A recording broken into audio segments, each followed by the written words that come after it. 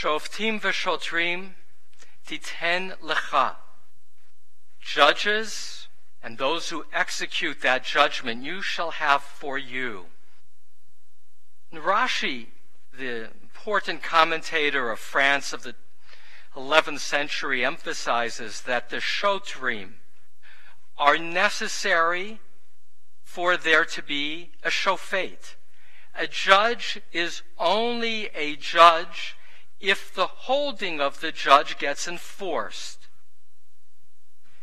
Israel has a prime minister who sits in jail, Ehud Olmert. Many felt that when he was found guilty of bribes while yet a mayor of Jerusalem, that it was a shanda, that it was a great embarrassment, that Israel's great leader, that Israel would be tainted by bribes. Still in jail. I liked him. I liked him because he was for pluralism in Judaism. He was progressive in many ways. And yet, liking him is totally separate from acknowledging that if indeed, as the judge held, he took bribes, he should be in jail. For unless there is a system of justice, then there is no trust in society of people. We trust the judge precisely because we expect that the judge, lo takir panim, doesn't recognize faces. That the judge who held Prime Minister Olmert guilty of accepting a bribe was, who knows what political party he was from, and it was irrelevant. Because in his job as judge, it was to determine the facts that were there. I have great respect for judges. It is not an easy job. It's a job of great physical risks. And judges often need bodyguards. There was one just shot this last week in the United States in the courtroom, going to it. Fortunately, he's okay. He was very lucky. By a former defendant in that courtroom. You pick up the morning paper and you see a world in which there is often a lack of respect for law. You know about the guru of glitz? Glitz, Guru Singh, the guru of glitz. This morning's paper, 30 people died yesterday in India in rioting. The guru of glitz was convicted for 2 counts of rape. His followers have taken to the streets to protest his conviction. And the reporter, by the way, who brought the rape charges into the public light, was murdered subsequently. So far, there has been no prosecutions in that case. The guru of glitz, as reported in this morning's paper, was popular with the political leaders because he had many followers, millions of followers, he claims, which is to say that there are many like the followers of that Guru Singh who cannot accept the role of the judge, who cannot accept the conviction of rape and take to the streets with their own justice. No society can operate on that basis. And so this morning, in dramatic language, we're taught about justice. Shoftim v'shotrim titen lecha b'chol sharecha, judges and officers you shall place in your gates. For if there are not officers in your gates, which means, what does it mean to be in the gates? It means that they are the symbols. They are there when you come. You know that that place is a place that is marked by respect for judges and those who execute the judgment of those judges. Asher Adonai Elohecha noten lecha, which the ever-present one your God will give to you, lishvatecha, for your tribes. V'shaftu et ha'am mishpat tzedek, and they shall judge the people with righteous judgments. One That's the first verse. And now it gets explained. Lo tateh mishpat. They cannot, as Josh said, incline their judgment. It cannot in any way be prejudiced. And how? Lo takir panim. They can't recognize faces. They have to look at the evidence before them, not in terms of how important the person is before him or her. Velo tikach shochad. And they cannot take a bribe. Ki hashochat ya'aver einei chachamim. And I love this line. A bribe blinds the eyes of the wise. And the rabbis say, kal v'chomer, light and great. If it blinds the eyes of the wise, imagine what it does to the rest of us. V'salef divrei tzadikim. And it distorts the words of the righteous. The righteous. So it's an extreme.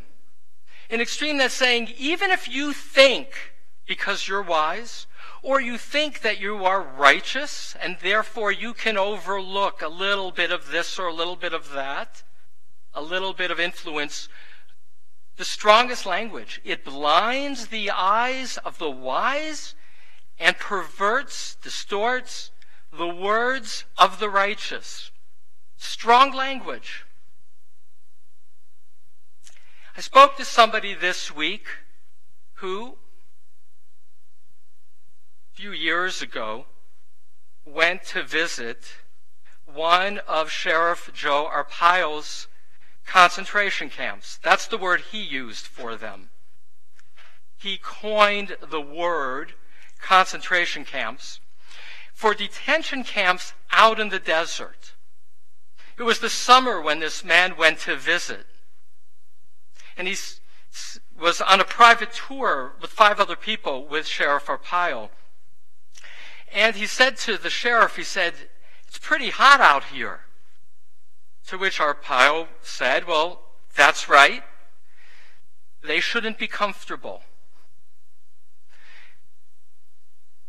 What he would have also added is that Sheriff Arpaio made many of the people in the concentration camp wear pink underwear so as to shame them. That's one of the things he became famous for, as he called himself the Sheriff of America.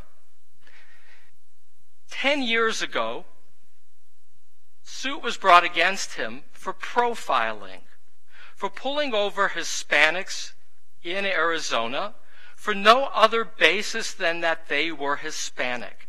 For Sheriff Arpaio felt that it was his job as the Sheriff of America and the Sheriff of Maricopa County, my home county, that it was his responsibility to find illegal immigrants. The suit said that you, as the sheriff of the county, can only pull over people who have in some way had probable cause of having violated state law. And you have no right to pull people over simply based on the color of their skin and their appearance. That suit took a long time. It went through the federal court, and he was given an injunction to cease and desist, that it was against the law for the sheriff to be imposing search and seizures with no ostensible reason for pulling anybody over other than their appearance. And within Arizona, he became the symbol of an attack on living their lives. When people were taken to the camps, that was before they could be taken, before they were seen in court.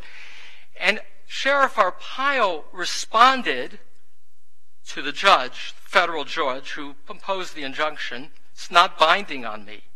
It's not the law as it should be. And 2.5 years went by when another federal judge held him in contempt of court for failing to accept the holding of the first judge. He's now 85 years old. He has not yet been sentenced. It's only a misdemeanor a criminal misdemeanor to have, in this case, been held in contempt for failing to honor the first judge's federal holding. When there was the rally this week in Phoenix, there was an agreement reached before that there would not be a pardon of Sheriff Arpaio because the mayor of Phoenix insisted that if there was, it could lead to rioting. And so there was not a pardon at that time. Because in Arizona, as Senator McCain said more recently, there is the sense, he didn't say this specifically, but the larger sense is that Arpaio was a symbol of not following the law and violating the law. And that is what Senator McCain said in response. Shoftim v'shotrim titen lecha b'chol sharecha. Judges and police you must place in all your gates. For unless there are judges who are honored as judges and whose rulings are honored, then there is no sense of trust within society. Then there is rioting in the streets. Some people say that Israel should feel embarrassed to have a prime minister in jail for taking bribes. It gives me great pride. It gives me great pride that it is a place of justice, that it is a place where even the one at the top of the totem pole is accountable and pays a price. Ribono Shalom, Master of the universe. Shoftim v'shotrim titen lecha b'chol sharecha. Judges and police, may you place into all your gates.